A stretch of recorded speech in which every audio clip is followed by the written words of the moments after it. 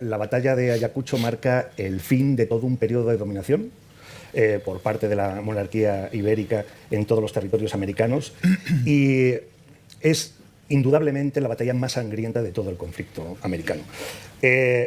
Fíjese que, llamándose la última batalla de la independencia americana, Alonso, realmente la batalla ocupa como unas 30 páginas de todo el libro. Y es que, bueno, no me interesaba el tema de la batalla, en tanto que regodearse uno en lo truculento de los detalles de esa batalla tan terrible, pero sí explicar los antecedentes, cómo es posible que se llegase a ese punto y qué es lo que sucede después de la batalla de Ayacucho.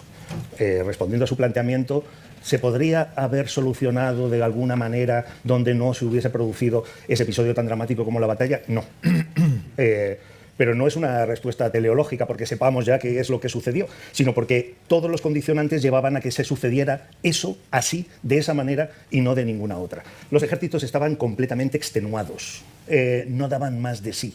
Llevaban al menos 10 años de un conflicto intenso. Solamente quien conozca la orografía peruana, quien sepa qué es lo que hay que hacer para transitar desde los 500 a los 4.000 metros, pertrechados además con pesos que iban entre 30, 40 o 50 kilos, en marchas continuas todos los días de 20, 25 o 30 kilómetros, durante 10 años uno sabe perfectamente que el ejército realista y el ejército patriota estaban completamente extenuados y querían que llegase el momento final. Y el momento final llegó en la Pampa de la Quinua, en Ayacucho, donde los dos ejércitos se enfrentaron y sabían que ese era el momento decisivo. No había marcha atrás. No estaba Bolívar, estaba Sucre sustituyéndole, porque el general Santander no le permitía a Bolívar estar en batalla.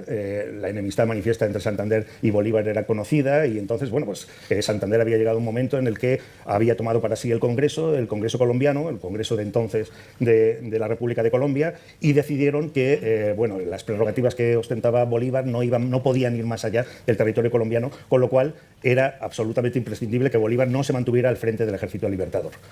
Bolívar cedió esa jefatura en su amado Sucre y su admirado Sucre, y Sucre hizo un ejercicio portentoso de maestría, de estrategia bélica, al enfrentarse en la Pampa de la Quinua en una posición notablemente inferior a la que habían ocupado los realistas. Tuvimos la ocasión, ahora durante el mes de agosto, de estar en el campo de batalla. Nos dejaron además estar en la posición que ocupaba debajo del cerro mismo de Condorcunca el ejército realista y observamos efectivamente que la posición del ejército realista era una posición predominante, hegemónica. Pero, claro, no es solamente toda la posición, hay una serie de antecedentes que marcan qué es lo que va a suceder en esa batalla. Y el más connotado antecedente es Junín. Claro, sí. En Junín, el ejército realista pierde lo mejor de todas sus armas, que es la caballería. No es que la pierda completamente, pero sí queda muy tocada. Más de 400 caballos aperados, además, se pierden en ese combate. Y Canterac está dañado moralmente, tanto él como todo el ejército realista. Si a eso le sumamos una connotación que es absolutamente fundamental. La connotación guerra civilista, que usted mencionaba anteriormente, Alonso. Guerra civilista porque todos perciben que están luchando contra sus propios hermanos, como se evidencia en el campo de batalla. A las 9 de la mañana... En el abrazo. Eso es. A las 9 de la batalla, el general Monet, por parte del ejército realista, y el general Córdoba, por parte del ejército patriota, se unen en tierra de nadie y conversan. Y dicen, bueno, hemos llegado hasta aquí, después de pegarnos durante 10 años, y sabemos que tanto en un bando como en el otro hay amigos, hay familiares. Tanto es así que fíjense que hay, por ejemplo, hermanos, claro, un batallón, que es el batallón de Numancia, creado en Venezuela, en las llanuras de Venezuela, está en ese momento sirviendo en el ejército patriota, habiendo sido creado por parte de los realistas. El recorrido de ese batallón, atravesando 4.000 kilómetros, sirviendo a las órdenes de Yáñez, posteriormente a las órdenes de Pablo Morillo, posteriormente en Pichincha, posteriormente pasándose del bando realista al bando patriota y posteriormente sirviendo con los patriotas, llevando las banderas patriotas en un enfrentamiento contra los realistas, es algo absolutamente epopédico. Pero es que dentro de ese batallón Numancia hay hermanos, hay gente que finalmente acabó siendo separado. Y cuando el batallón se pasó al bando patriota, los realistas acabaron desertando y continuaron la bandera realista. Y es en ese mismo momento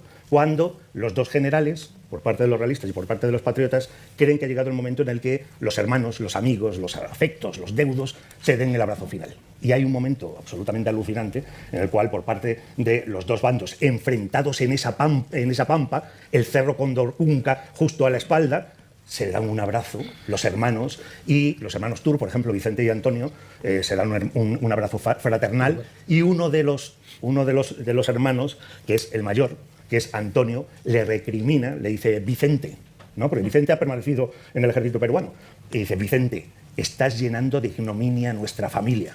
Y se da la vuelta y dice: Antonio, yo no he venido aquí para que me insultes. Y se va. Y el hermano sale corriendo detrás de él y le abraza por la espalda, y los dos se unen y empiezan a llorar. Desde ese momento hasta que comienza la batalla a las 9 de la mañana, comienzan las hostilidades, se abre fuego y 2.400 muertos en poco más de 3 horas. Eso es una auténtica barbaridad. Imagínense ustedes 2.400 muertos con ese armamento que existía en esa época. Decía el general colombiano Manuel Antonio López que ni siquiera a finales del siglo XIX, con el armamento que tenía, con ametralladoras, con fusiles ya de repetición, ni siquiera en ese momento era concebible esa cantidad de muertos.